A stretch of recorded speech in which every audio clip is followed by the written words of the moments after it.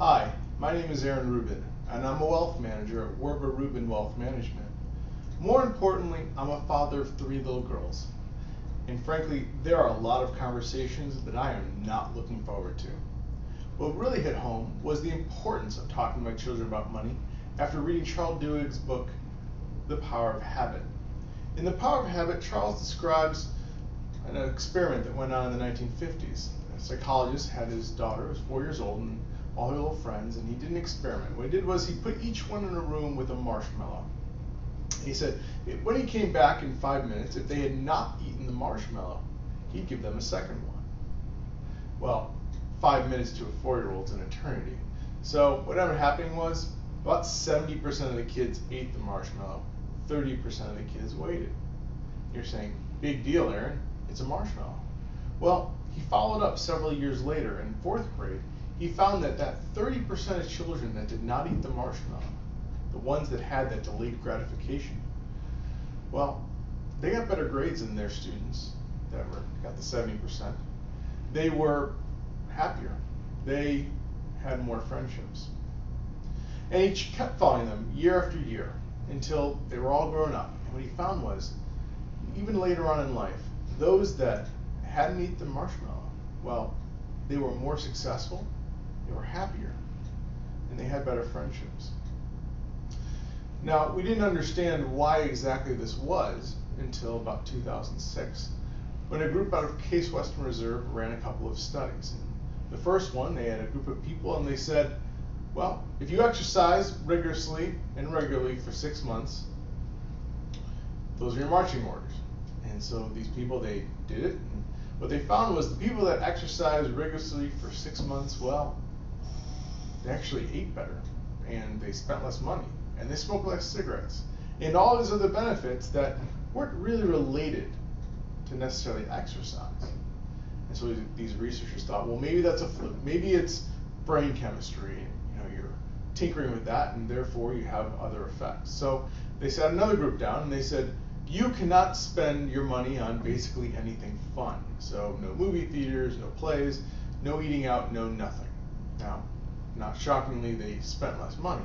But also what happened was they exercised more and they ate better and they smoked less cigarettes and all of these other ancillary benefits that they saw with the exercise as well. Now, what was happening is delayed gratification, willpower, that's a muscle. And you can teach your muscles things, just like willpower. And again, that leaks out into other areas of your lives. So habit informs everything we do every day from a very young age. Now, how many people here have a plan to teach their kids about money, to instill that willpower? How many people know whether or not they're going to give an allowance? How many people know how much that allowance is going to be? Will the child be able to spend all of their money on the allowance? What do you do about the dreaded Target situation? Let's map this one out. So you go to Target. Here's some aisles for us. Here's the pharmacy. And here are paper towels. And here is dog food.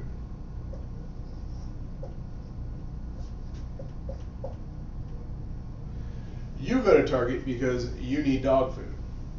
So you take your cart and your kids and you go down the aisle and you go down to the dog food. Now you go to the dog food because that's all you need. Now, what's right by the dog food?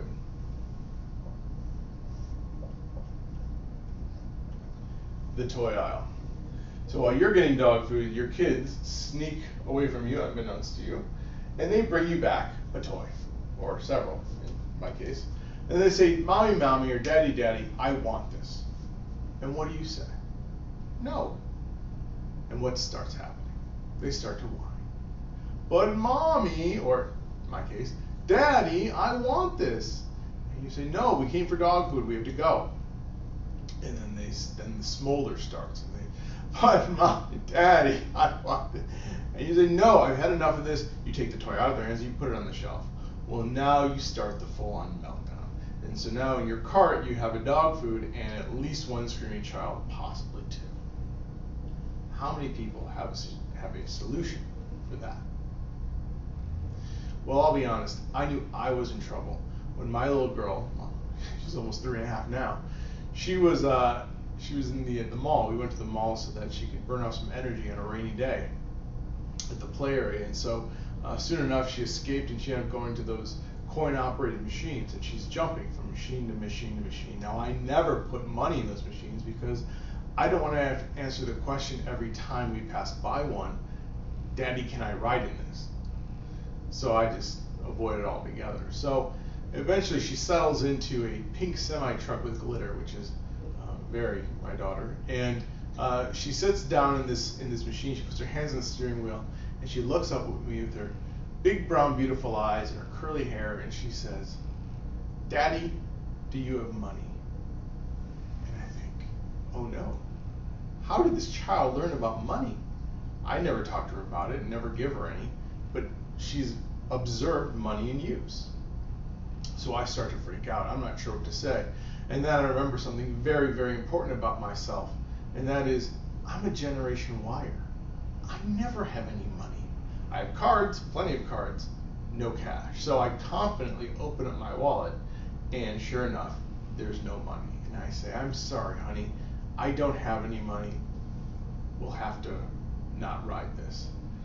And of course, my daughter, undeterred, looks forward again and looks right back up at me and says, does Grandpa have money? So I know I'm home free because Grandpa's not here. So I'm sorry, Grandpa's not here, he can't give you money. So she starts going through a list of people that could potentially give her money. Mommy, Bubby, Grandma, you name it, she was trying to get her money. But I dodged a bullet. Now, just to prove to me how observant she is, she went to Bouncy Land with my wife, Bounce Around actually, up in Milpitas.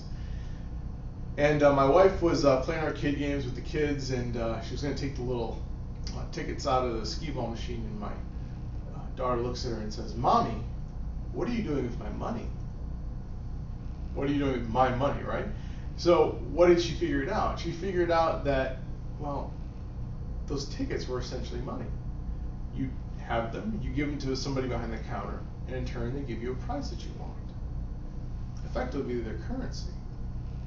Now, what has my 3.5-year-old missed? She's really missed the connection between how you get the money to get the stuff you want. As far as she's concerned, it all comes out of a skee ball machine. What we have to do is teach her something different. So, how do we do that? The answer comes in two forms. Lost my eraser.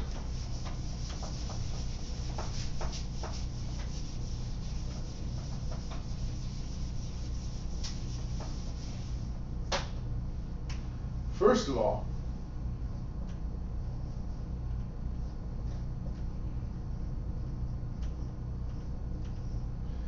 she's going to get an allowance. She's going to get $1 for every year of her age, a week. And you're saying, all right, Aaron, well, what is she going to do for that $1? Or sorry, $4. And the answer is nothing. You're going to give her those $4. And of course, you're saying to yourself, well, didn't you just say we have to connect work with money? The answer is yes, but we're going to do it a different way, because $4 isn't going to buy you very much, even as a 4-year-old. Again, my 3.5-year-old, soon to be 4-year-old, well, she has lots of demands, and they all cost more than $4. And to be truthful, I'm going to give you a sneak peek on this one. We're not going to let her spend all of it. We're only going to let her spend half. So with $2, she can't get a whole lot. So what's really going to happen? Well, we're going to go to Target, and she's going to bring that toy up to me again. And she's going to say, Daddy, I want this. And I'm going to ask her a question, because I'm prepared. And I'm going to say, Natalie, how much does that cost? Now, she's not going to know because she's never looked at a price before, so I'll show her how to find the prices. And then I'll say, Natalie, how much money do you have? And she's going to say, I don't know. And we're going to take out her little bag of money. We're going to count the money right there. And I'm going to say, well, you have $2. She'd say, oh. And I'm going to say, well, you don't have enough money to buy what you want. That Barbie's $8, and you only have 2. And I'm going to say, how do you think you can earn more money? And she's going to take some guesses for me, right? She's going to say, well, you can give it to me, Daddy. And I'm going to say, well, I give you an allowance, sweetie. That's the money I give you. And what's she going to say to me? Because we all know her MO. She's going to say, well, Grandpa can give me money. And I'll say, well, yes, Grandpa might give you the money, but he's not here to ask right now. Is there a way that we can figure out how we can make money a different way? And again, she may need help, especially if she's only 4, and I'm going to say, because I'm prepared, there's lots of work that needs to be done around the house. This is the second part of the equation.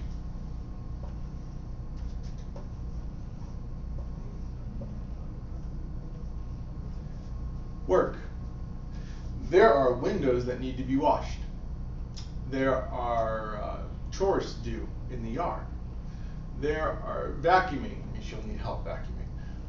Dusting. I mean, you name it. There are lots of stuff that needs to be done around our houses that we can give her to do. And for every task she completes, I'll pay her a little bit until she's able to save up for her doll. So that's generally how the system works. We're going to give an allowance, just kind of whet their appetite a little bit, give them a little pocket change. And then if they want something really bad, they're going to have to work for it. And we're going to set what they can do and how much they're going to earn for every chore. Now in this next section, we're going to discuss, well, if they're only able to spend 50%, what do you do with the other 50%? That's coming right up.